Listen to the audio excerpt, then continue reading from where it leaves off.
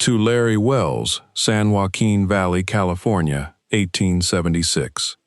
The hay wagon came down the Bar C's front road at a walk, and Ambrose Colquitt counted the heads in the back of it twice before he trusted his own eyes.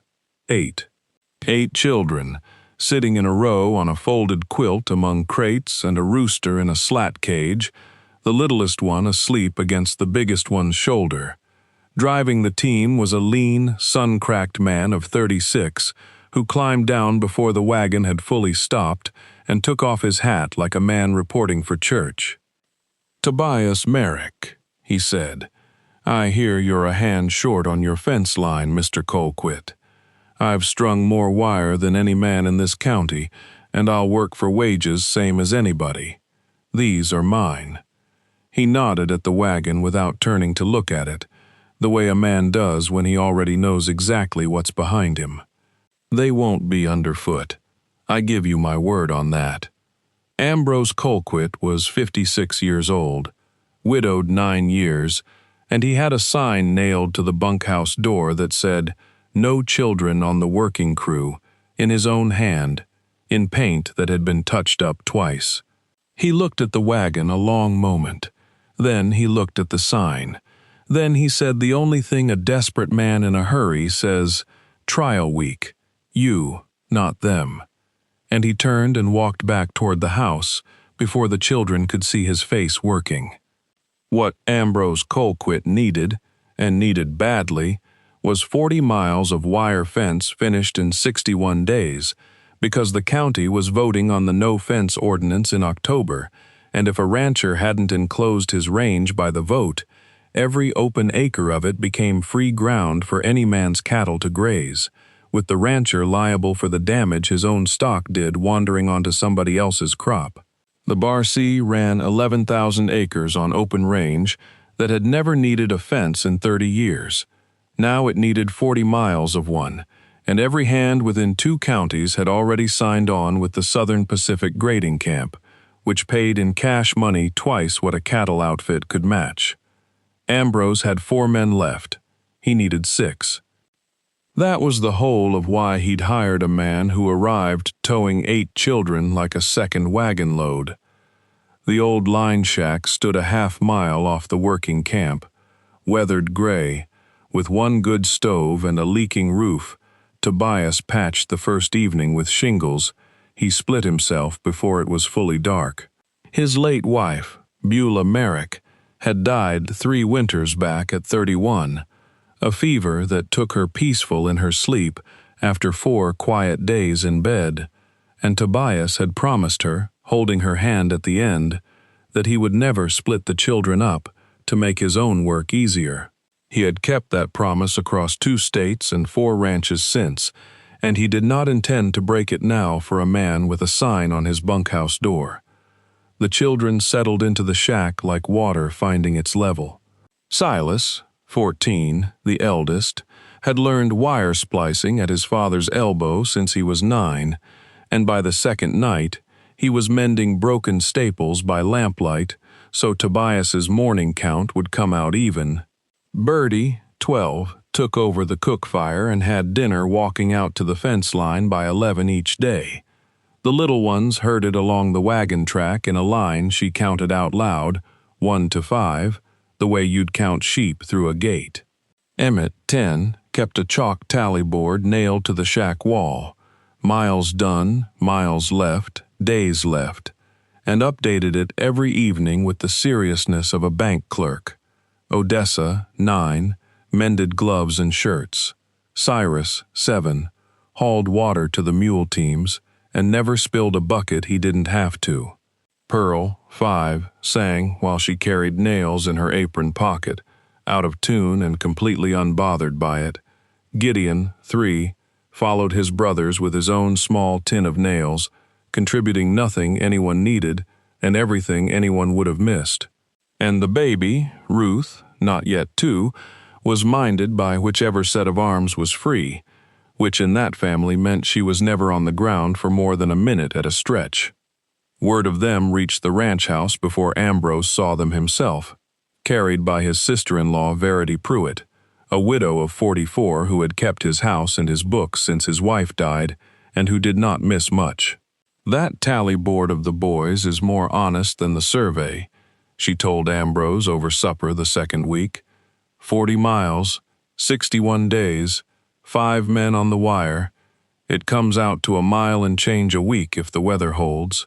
He's not guessing, he's counting. Ambrose said nothing to that.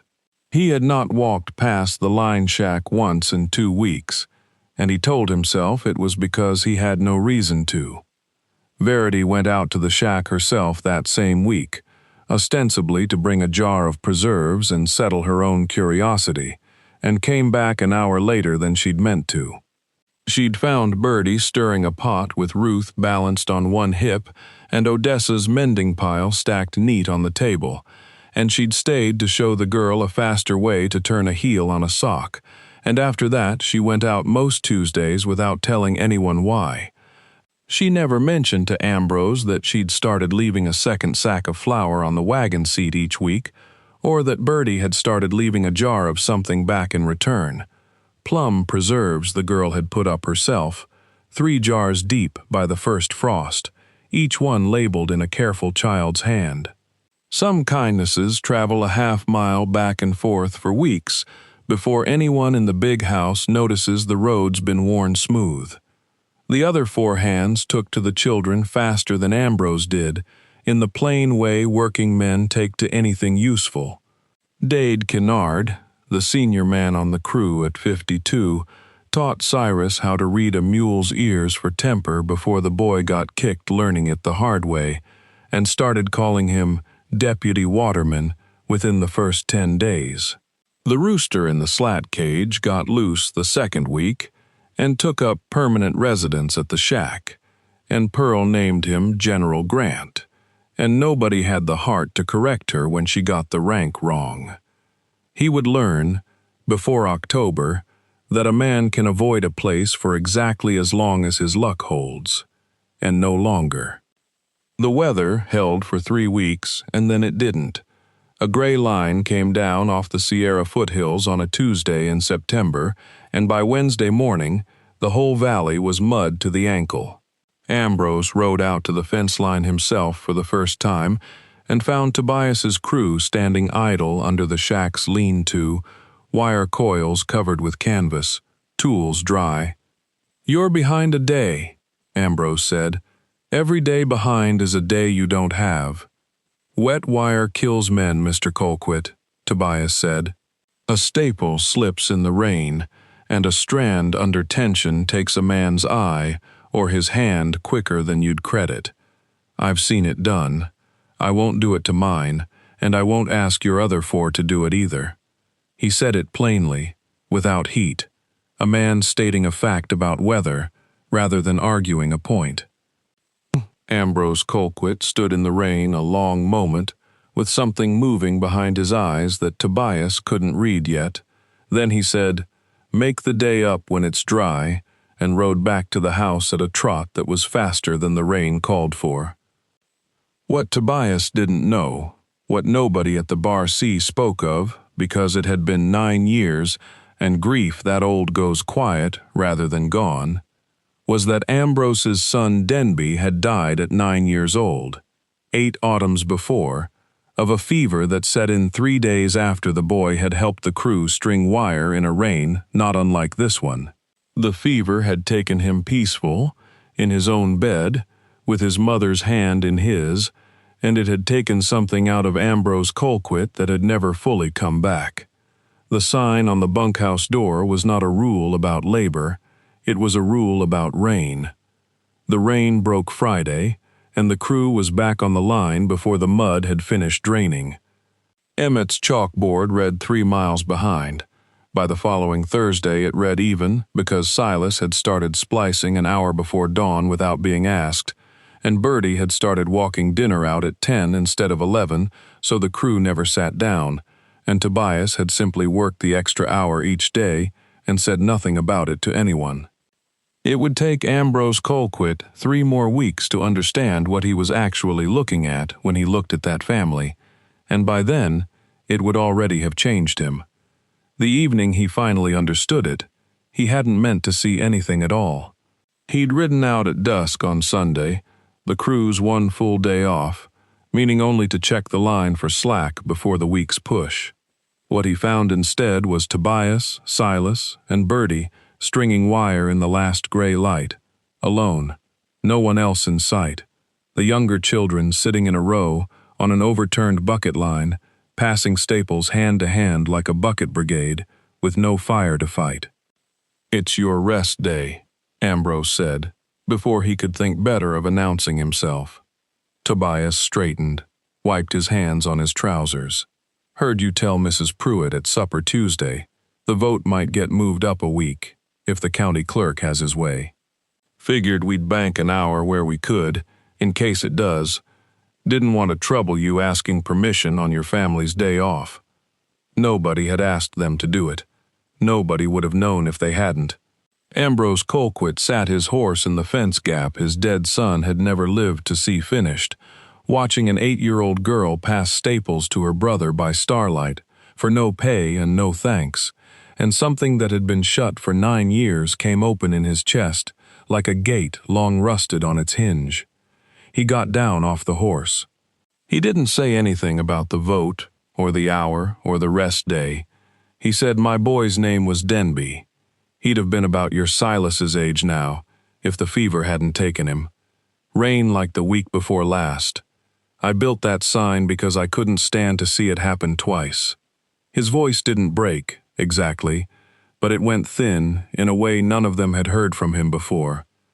"I'm sorry I made you keep your family half a mile off my own land like you were something to be ashamed of." Tobias didn't offer sympathy he hadn't been asked for, and didn't press the old man to say more than he had. He said only, "Wasn't shame, Mr. Colquitt. Was patience. We had time to spare you some." Then he handed the old man a staple hammer, and Gideon, 3 years old, entirely too small for the job, held up his little tin of nails like an offering, and Ambrose Colquitt, 56 years old and dry-eyed for 9 years, knelt down in the mud of his own fence line and let a 3-year-old teach him where to set the point. From that Sunday on, the children worked the main line with the crew, in daylight, in full view of the house. Emmett's chalkboard moved into the ranch office. Ambrose checked it every evening himself, the way another man might check a ledger, and started leaving a second lamp lit in the window so the crew could see their way home after dark. What was left now was simple arithmetic, but arithmetic, as Emmett could have told anybody, only works if every single day gets counted. The last mile went up on the 2nd of October, 2 full days ahead of the county vote, in weather so mild it seemed the valley itself had decided to cooperate. Ambrose Colquitt rode the whole 40 miles himself the morning after, alone, checking every strand, and found not one slack section, not one staple set wrong. The trouble came from an unexpected direction 3 days later, at the county clerk's office in Tulare Wells, where Otho Brannigan, the neighbor to the north, 58 years old and no friend to fences on principle, filed a formal objection claiming the Bar C's line hadn't been finished until after the deadline, and that the final 2 miles along the disputed north boundary belonged, by rights of unenclosed range, to nobody in particular until the vote, which meant his own cattle could still run it. It was the kind of claim that could tie a ranch's grazing rights in the courts for a season or more, and Ambrose Colquitt, riding home from the clerk's office with his jaw set, told Tobias flatly that he didn't see how they'd prove a date to a judge's satisfaction. Emmett did. He was 10 years old, and he walked into the county clerk's office 2 mornings later in his good shirt, carrying his chalkboard. By then moved to a proper slate, the chalk marks gone over nightly in ink so they wouldn't smudge, with 61 days of entries in it, dated, weather noted alongside each one, miles strung against miles remaining, in a hand steady enough that the clerk read 3 pages before he thought to ask whose ledger it was. "Mine," Emmett said. "I kept it every night since the 2nd week, sir. You can check it against Mr. Kennard's wage book and they'll match to the day. They did match, to the day, because Emmett had never once let a figure go unrecorded, even on the days it rained and there was nothing good to write down. The clerk ruled the north boundary complete on the 30th of September, 2 days clear of the vote, and Brannigan's objection was struck within the week. He rode over once more after that, not to grumble this time, but to look the fence line over himself, post by post, and left having said less than he'd come with. There was a thing Ambrose never told Tobias, though Verity Pruitt knew of it and let it lie. 8 years back, grieving and half out of his mind, Ambrose had written a letter to the county paper arguing that drifting men with large families ought not to be hired onto working crews at all, for the children's own safety. It had run under his name. He had been ashamed of it for years, and never taken it back in print. Verity found the yellowed clipping in his desk drawer one evening while looking for the deed box, and she carried it out to the stove and burned it without a word to him, and never told Tobias it had existed. Some kindnesses are the ones nobody sees done. Ambrose made Tobias his permanent foreman before the month was out, with the old foreman's house, 4 rooms, a real roof, a well of its own, standing empty and waiting. Silas got wages of his own for the wire work, banked for him at the county bank the way a grown man's would be. Verity Pruitt, who had fed that family extra since the 2nd week, without once being asked to, found herself walking out to the new house most evenings with a basket that always somehow had 2 servings too many in it, and by the following spring, Tobias Merrick asked her, standing at the gate of the fence he'd built, whether she'd consider making that walk permanent. She said she'd consider it, and then said yes before he'd finished laughing. They were married in June, in the ranch yard, under the first fence Tobias Merrick had ever built, that he intended to stay behind for good. Ambrose Colquitt gave the bride away, because there was nobody else left to do it, and because he had, by then, come to think of the whole business as partly his own family's doing. 22 years later, Emmett Merrick came home to Tulare Wells, a licensed county surveyor, 41 miles of that same original fence line, still standing under his own professional inspection, not a post out of true.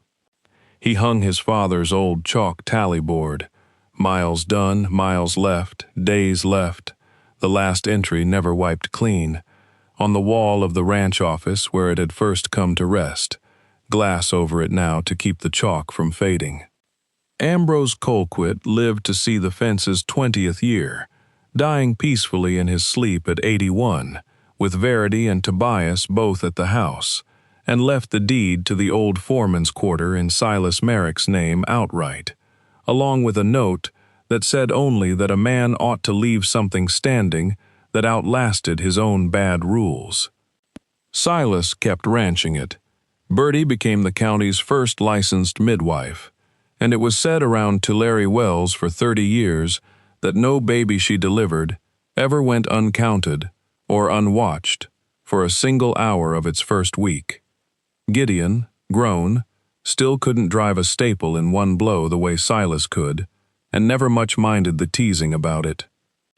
Visitors to the Bar C sometimes asked about the old board hanging behind glass in the ranch office, warped with age, numbers in a boy's careful hand, and the answer they got, from whichever Merrick happened to be standing nearest, was always some version of the same short thing. He counted every mile of that fence. Every one of them got counted right back,